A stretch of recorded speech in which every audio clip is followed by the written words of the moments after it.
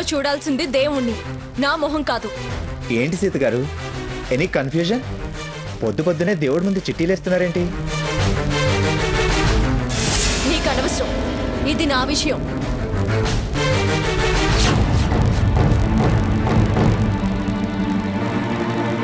మంగమ్మ గారి మనవరాలిగా వెళ్ళు. భగవంతుడు క్లారిటీ ఇచ్చాడు.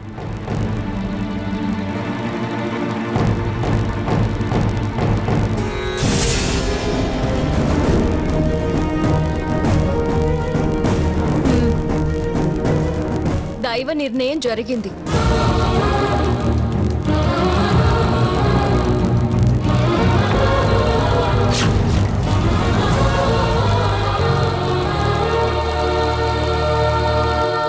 అనుకున్నదే జరిగింది. నేను నిన్న నీకు చెప్పినట్టే నీ నిర్ణయాల్ని మార్చుకో. ఈ క్షణం నుంచి నన్ను డిస్టర్బ్ చేయకు.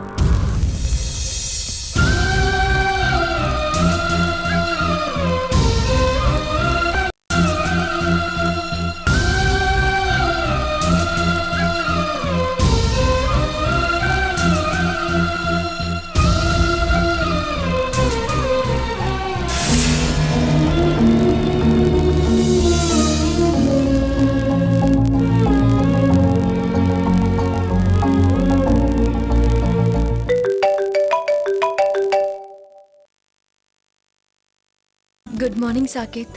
యోర్స్, మంగమ్మ గారి మనవరాలు.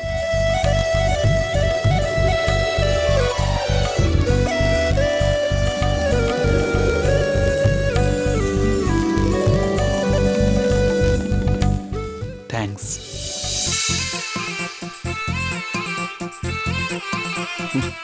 మట్టి తీరా. సీత ఏదే ఇంకా రాలేదు. వస్తుందిలే అమ్మా, నువ్వు కంగారు పడుకు. అబ్బా, ఇంటికి పెళ్లికల భలే వచ్చిందక్క. పెళ్లి పనులు మొదలయ్యాక రాదా? ఇదిగో ఇప్పుడే చెప్తున్నాను, పెళ్ళై అమ్మాయి కాపురానికి వెళ్లేదాకా సమయం సందర్భం చూసి మాట్లాడు. పుల్ల విరుపు మాటలు మాట్లాడకు. ఆ తర్వాత మొహం మొహం చూసుకోవడం కష్టం అవుతుంది.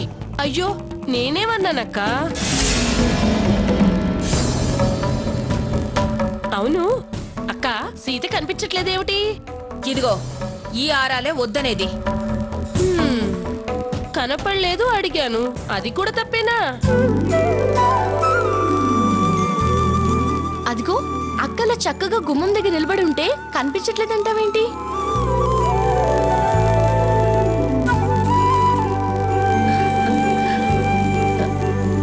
చూడలేదులే అమ్మ తల్లి. సీత, సరిగ్గా టైంకొచ్చావు. కాస్త నువ్వు ఆలస్యమైనా ఆవిడ ముందొచ్చినా ఏమయ్యేదో తెలుసా? ఏమవుతుందమ్మా, గుడికి వెళ్ళడం కూడా తప్పేనా? చాలే.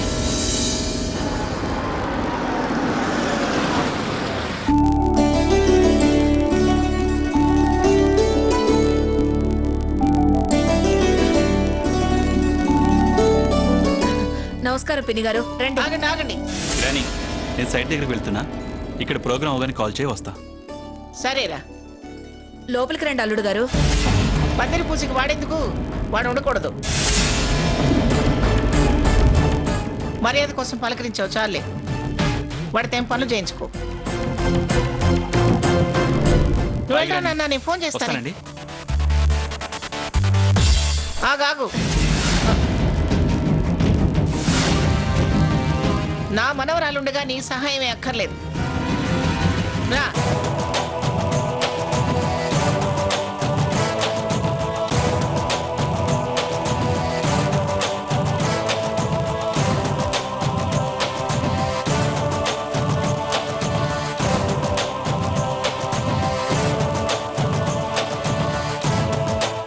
నమస్కారం అమ్మా.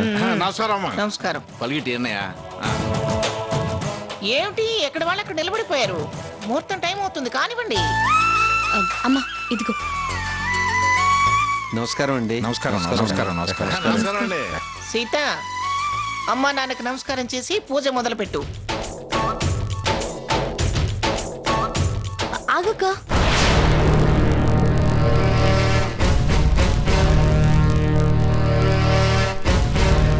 అమ్మా నాన్నల కన్నా పెద్దవారు.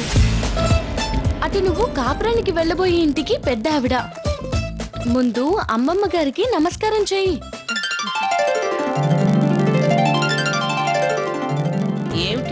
అమ్మాయి నాకు ప్రత్యేకంగా పెద్ద స్థానం ఇస్తుంది. నిజంగా ఇస్తుందా దెప్పుతుందా ఇది?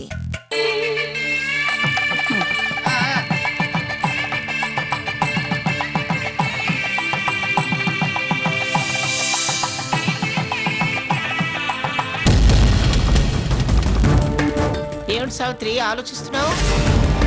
పెళ్లి కూతురు తల్లివి కదా, ముందుకొచ్చి చేయవే. అన్నీ నేనే చెప్పాలా? ఇదే కదా పిన్ని గారు మాకు తొలి పూజ. మాకంతగా తెలియవు. వెతకటం, పట్టించుకోవటం, అలగటం బాగా తెలిసే.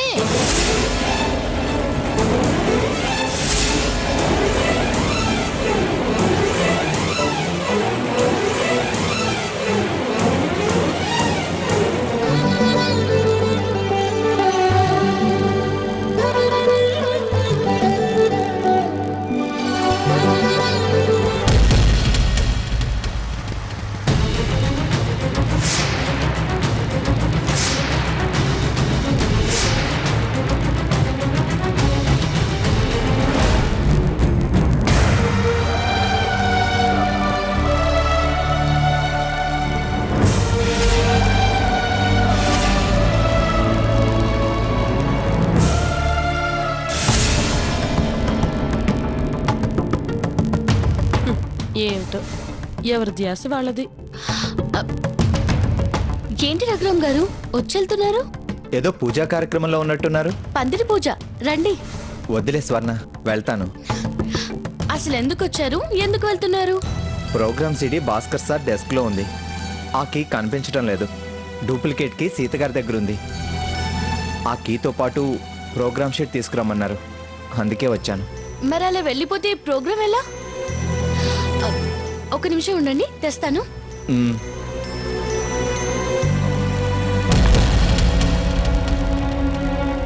అక్క, రఘురాం గారు డూప్లికేట్ కి ఇంకా ప్రోగ్రామ్ షీట్ కోసం వచ్చారు. బయట వెయిట్ చేస్తున్నారు. అక్క, రఘురాం గారు వచ్చారు. ప్రోగ్రామ్ షీట్ కోసం వచ్చారు. ఏమిటి దాని చెవిలో జోరిగలాగా?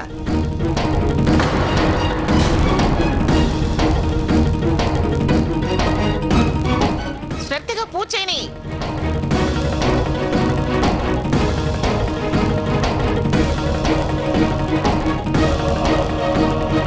అవి చాలా అవసరం అంట. ఎక్కడున్నాయో చెప్పక్క. అది సీత,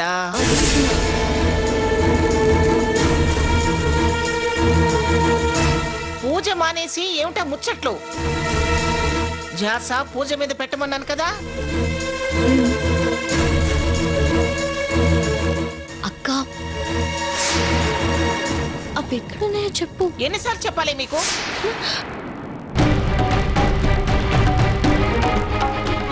స్వర్ణ, అసలేమిటే విషయం? ఎందుకు దాని చెవి కొరుకుతున్నావు? అది అబ్బా, సాగదీయక విషయం చెప్పవే.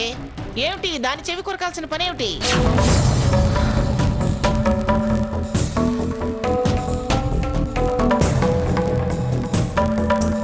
హారతిచ్చేదాకా అటు ఇటు చూడొద్దు. నిటారుగా అదే పట్టుకొని చెప్తా.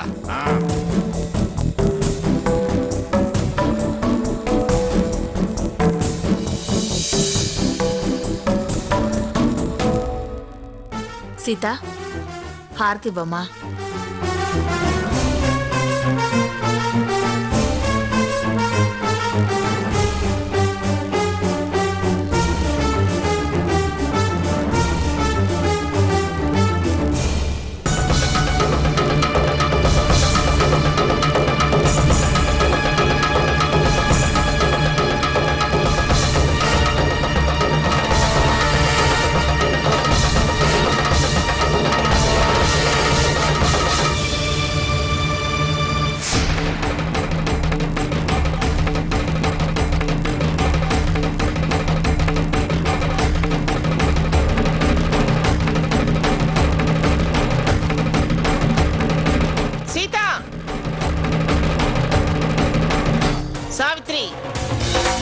నువ్వు ఆ హారతి ఆరకుండా కర్పూరం వేస్తూనే ఉండు.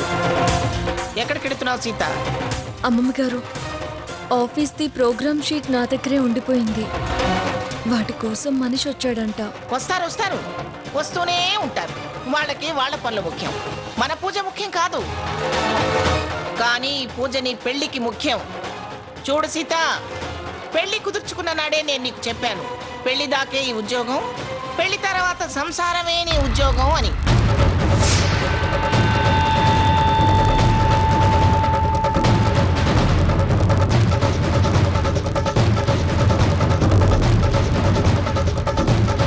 నిశ్చితార్థం తర్వాత పెళ్లి దాకా అవకాశం ఇచ్చాను. పసుపు కొట్టిన నాటి నుంచే పెళ్లి పనులన్నీ మొదలైనట్టు. ఆ రోజే రాజీనామా చేయించి ఉండాల్సింది. ఈ రోజు దాకా ఆగాను, అందుకే డిస్టర్బెన్స్లో.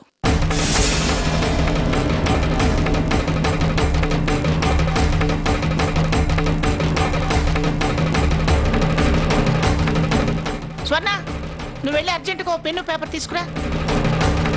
ప్రోగ్రామ్ షీట్తో పాటు రాజీనామా లెటర్ రాసిస్తుంది సీత.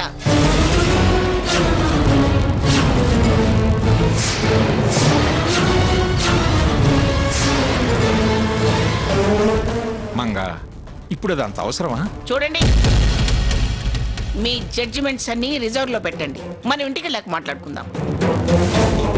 స్వర్ణ, నువ్వు వెళ్ళు.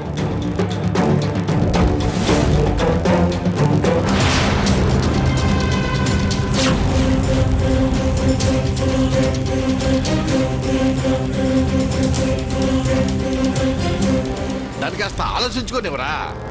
చెప్పి చాలా రోజులైంది కానీ నువ్వు ఆపు పుల్లలు మరి రాధాకృష్ణ. ఏం సీత, ఎందుకా కన్నీరు? నీకు పెళ్లి కన్నా ఉద్యోగమే ముఖ్యమా?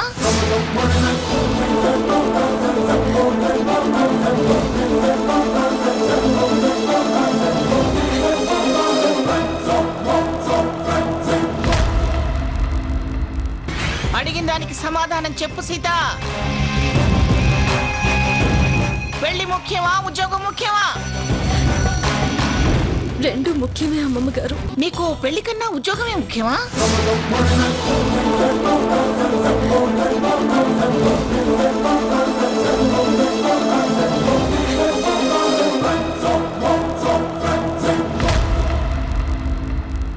అడిగిన దానికి సమాధానం చెప్పు సీత.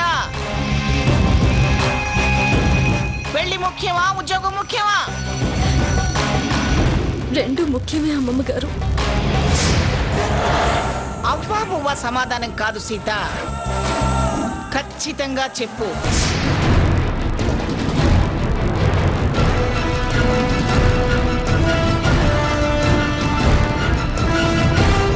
పెళ్ళంటే హారతి తీసుకుంటాను, ఉద్యోగం అంటే వెనక్కి తిరిగి వెళ్ళిపోతాను.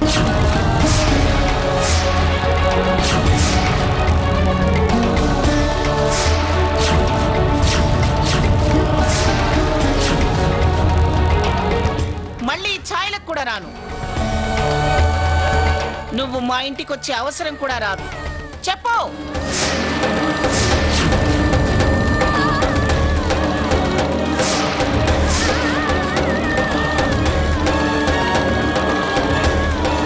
ఏంటి ఆ మాటలు?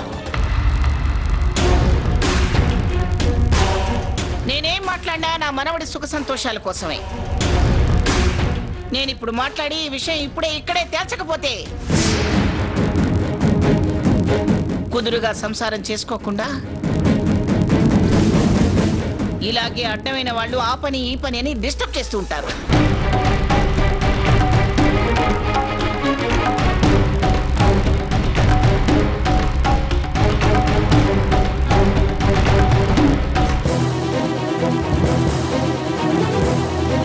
తను కళకళ్ళాడుతూ నా కళ్ళ ముందు నా మనవడి భారీగా వాడికి ఆనందాన్ని పంచుతుందని సీతను ఎంచుకున్నాను గాని పరాయి పంచన ఉద్యోగం చేస్తూ నా స్థాయి వాడి సంతోషం పాడు చేస్తుందని కాదు. ఏ సీత, ముందుకొచ్చి రాజీనామా చేస్తావా, నన్ను కారికి వెళ్ళిపోమంటావా?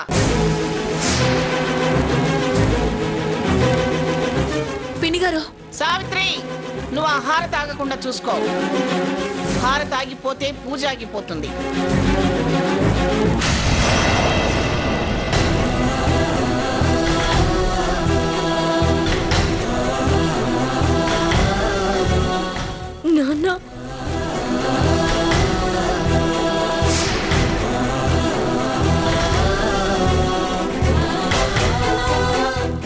సీత రాజీనామా చెయ్యొద్దంటాడా మీ నాన్న?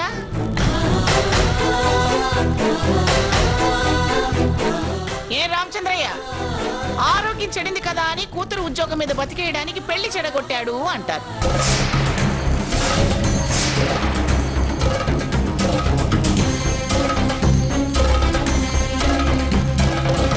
పర్వాలేదా మరి?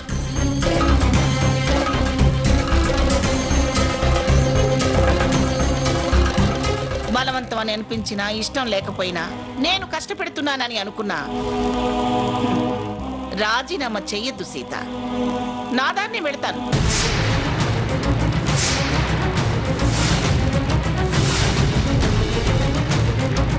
మీ దారిని మీరు హాయిగా బతికేయండి.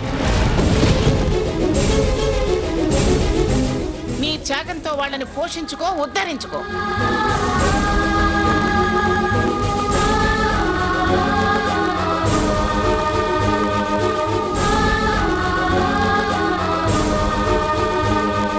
తనకిష్టం లేదని నాకు అనిపిస్తోంది. పదండి వెళదాం.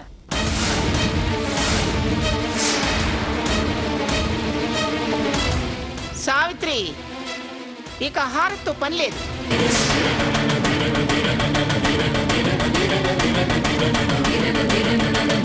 నీ త్యాగంతో వాళ్ళని పోషించుకో, ఉద్ధరించుకో.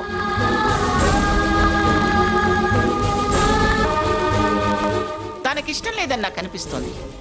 పదండి వెళదాం.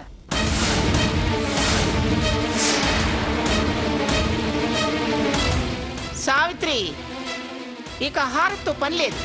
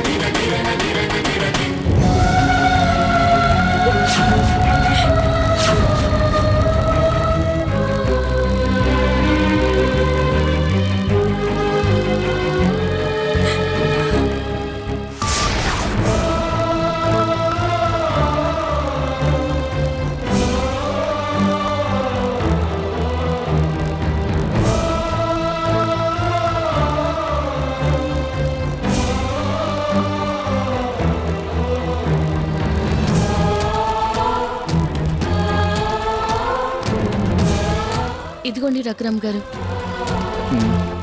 ఓకే. పూజ పనులు కదా, అర్జెంట్ అనుకుంటా.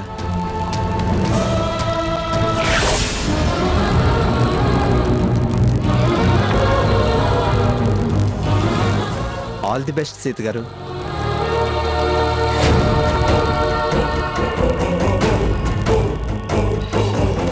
నాన్న సాకేత్, చెప్పు గ్రాని. వచ్చిన పని అయిపోయిందిరా. అర్జెంటుగా రాకన్నా, ఇంటికి వెళ్దాం. అలాగే గ్రాని.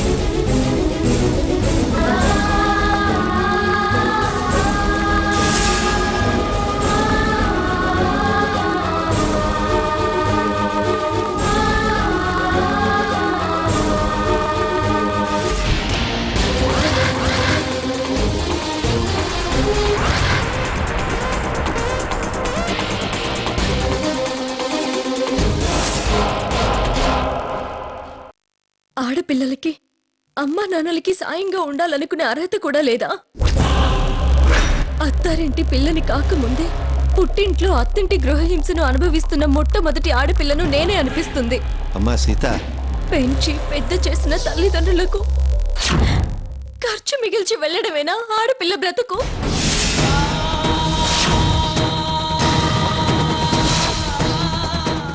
వచ్చే సంతోషాల కోసం మనం అన్నీ చంపుకోవాలా?